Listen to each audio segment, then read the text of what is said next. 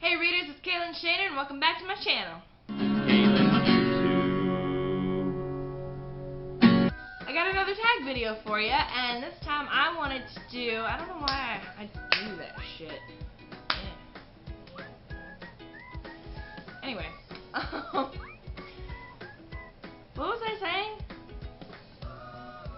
For this tag video, I wanted to do something with a name and words and questions. Totally should have booked tags. That's what I wanted to do. Okay. So let's just get to the question.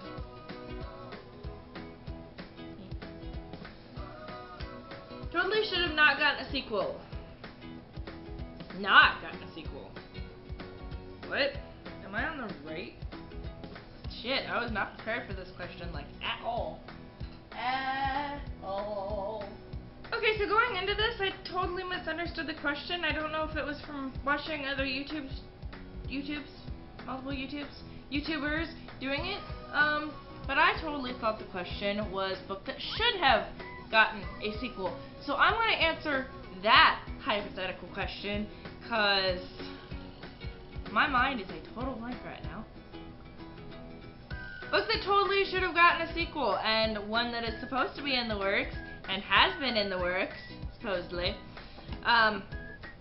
for literal years now, and I don't think it's coming. I don't think we're ever going to get it. Literally ever, and it makes me mad.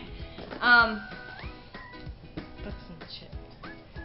Is The Host by Stephenie Meyer. She has said that she's been writing it for ever and ever, but she got busy producing movies that she probably shouldn't have been producing, let's all be real here, and writing rewrites and...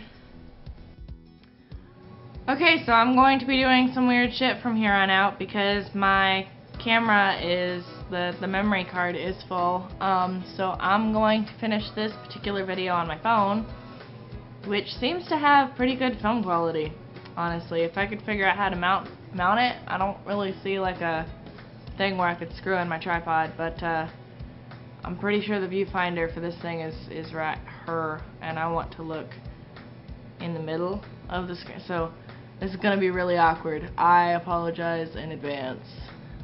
So, moving on.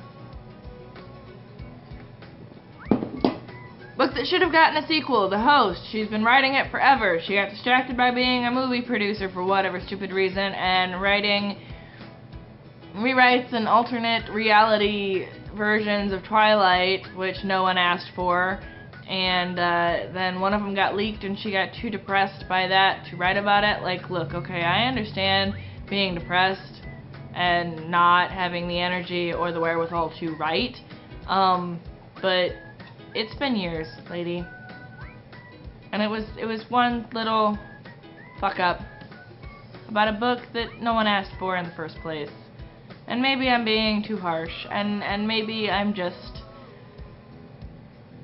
annoyed because you haven't written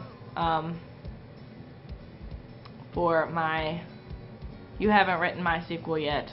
Yeah. That's the answer to the question that I read incorrectly. Totally should have had a spin-off series. Gonna have to go with Twilight on this one, actually, because, let's face it, Bella and Edward are the least interesting characters in that novel. And while we did get the short second life of Bree Tanner, that was not the character I wanted to follow. Carlisle is interesting. Esme less so, but certainly their life together could be interesting. Jasper was in a fucking vampire war. Rosalie's backstory is incredibly intriguing. And can we just talk about Alice for a minute? Why was Alice not the main character? I mean, seriously. She had psychic powers that were realized before she even became a vampire, committed to an insane asylum, and then turned into a vampire, and could literally see the future. I want a spin-off series of that, guys. Totally should have ended differently. I would pick The Silence of the Girls. My growing dislike for that novel is no secret by this point. But honestly, by the end, so much is wrong with that book that just changing the ending wouldn't fix it. So my answer would have to be, and y'all are gonna fucking kill me. I only have the first, God, filming on my phone is not as easy as I was hoping it would be. Y'all are gonna fucking kill me. And in my hand I have the first installment of the series. I don't actually have the ending, but Harry Potter. Look, Harry Potter was amazing. No one is disputing that. And, you know, yay, Harry and Ginny and Ron and Hermione. But I'm pretty sure I'm not the only one out there. I wouldn't say you all would agree with me, because I feel like you all are gonna murder me. But I can't be the only one out there that thinks that Harry should have ended up with Hermione. And J.K. Rowling herself said that she was just trying to avoid a trope when she wrote that, and honestly that just feels like it's not true to the characters, because they would have been great together, and they made more sense, and I understand subverting expectations is a thing and stuff, but when it doesn't make sense for your characters, and I mean, obviously it made enough sense, because no one was pitching a huge fit, but, yeah, just, I feel like Harry and Hermione should have gotten together at the end of the Harry Potter series. Sorry. Totally should have had a TV or film franchise. Okay, so I have a few different answers here. Two of them I want to say just because I think it'd be amazing, but they're newer books, so the totally should have makes it sound like they missed their chance. There's still very much a chance that this could and should happen. But Circe by Madeline Miller and The Savior's Champion by Jenna Moreci. I think Circe is a big enough and detailed enough book that it could totally use a miniseries. I don't think it's quite enough for a TV show, and it might be too much for a movie without losing something. I mean, maybe it would work, but I feel like a miniseries would be really cool. And then The Savior's Champion, it needs a movie. It just needs it. My heart, my reader's heart demands it. And then my other choice would be Cassandra Clare's The Infernal Devices. I understand that the Mortal Instruments got their own series, which I've watched all seasons of, all episodes. The Shadowhunter series, but that's really just, it's got a couple of the characters from the Infernal Devices, but it's really just about the Mortal Instruments, and I love Tessa and Jam and Will, and they just need their own something. TV, movies, you know, it just needs to happen. Totally should have had one point of view. I don't actually have one that fits that description exactly, but if I had to pick something, I would go with Naomi Novik's Spinning Silver. I don't necessarily think that the multiple points of view was a bad thing, exactly, but I think there were too many. If she could, at the very least, whittle it down to the three main characters, or honestly, just like the two main girls, the Zarina and the moneylender, I think would have helped out quite a bit. I mean, the maid kind of serves some purpose, obviously, but I feel like that could have been told from an outside perspective.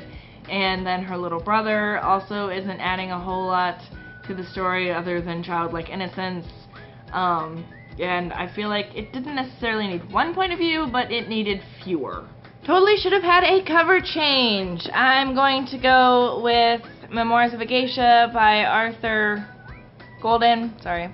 I mean, it's okay and all. It's just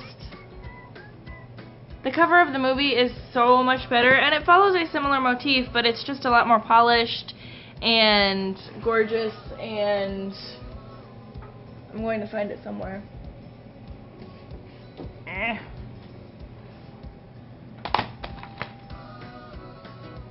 Okay, maybe it doesn't follow the exact same motif. I feel like some copies do, but mine doesn't. But, honestly, just like the Mulan vibe. Like, if we could do a similar... Okay, here's what I'm imagining.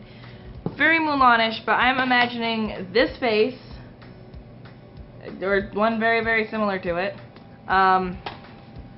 with this kind of like the super, super close-up, you only get half the face, very Mulanish, but maybe not like the whole face with two different things, but just like half of the face. I'm looking at the wrong thing again. But just like that white half of the face, less of a black and white with the weird orangey pink text. Yeah. Totally should have stopped reading. Silence of the Girls. Need I say more? Totally should have kept the cover. Twilight. That's been on this list at least once already, hasn't it? Okay, this isn't my favorite cover by any means, and I almost included it in the other one where it should have gotten a different cover. Like, it has very little to do with the story. I know they added the scene into the movie. I don't even remember the scene in the book, and I've reread this a couple times. But it just, it might be in there, but I just feel like it has so little bearing on anything at all. Fangs. An outline of, I don't know. I just feel like it could have used, but I'm getting away from myself. The new covers with the movie poster on the front is just atrocious, and like the cover of the movie, like the DVD, is horrible, and then they slapped that on the book, and you should have just stuck with this, guys. Like, this was fine. It could have used revamping, but it wasn't that bad, and you certainly didn't need to slap the freaking movie cover on the book cover. Didn't need to happen. Totally should have not prejudged. Okay, I only own one of these copies, but I've read most of the series. I'm pretty sure it continues on after the point that I've read. But this book is pretty late in the series already. But the Shopaholic series, like I said, I only own this copy, this installment. But yeah, honestly, I have always been a fantasy girl, or sci-fi, and like the just contemporary chick litty stuff, I just sort of prejudge automatically, and I've liked a lot of it. I have liked Candace Bushnell, Sophie Kinsella. I've read almost all of her stuff, honestly. She's kind of totally converted me. Three Wishes by Leanne Moriarty, Good in Bed, I forget who the author of that one is, and of course Nicholas Sparks. And, you know, like, I'm actually a fan at this point, but it just, there's still kind of the stigma in my mind, and I feel really guilty about that. But yeah, I totally thought going in that the Shopaholic series was going to be, like, super vapid and stupid, and, like I totally got a basic bitch vibe off of it long before I knew what a basic bitch was, like, when I was young. Before I even had the balls to say the word bitch. But while the character herself is a tiny bit vapid, in all actuality, it's kind of at her own expense. I don't know, like the reader can laugh at her and laugh with her, and I'm not describing this very well. But there are a lot of warm moments and real moments, and the plot is usually really entertaining, and the character interactions are just gold. And yeah, the whole series I have loved so far. So yeah, definitely. And that's the last question. Anyway, follow me on Facebook, Instagram, Twitter, my personal website, KaylinShaner.com. Like, subscribe, comment below what other books you want me to read, what other tags you want me to do as far as AuthorTube or BookTube or whatever it is you want, challenges, that kind of thing. Throw them my way. And hit that bell icon below so you can get notified when I post new videos, and I will see you all later.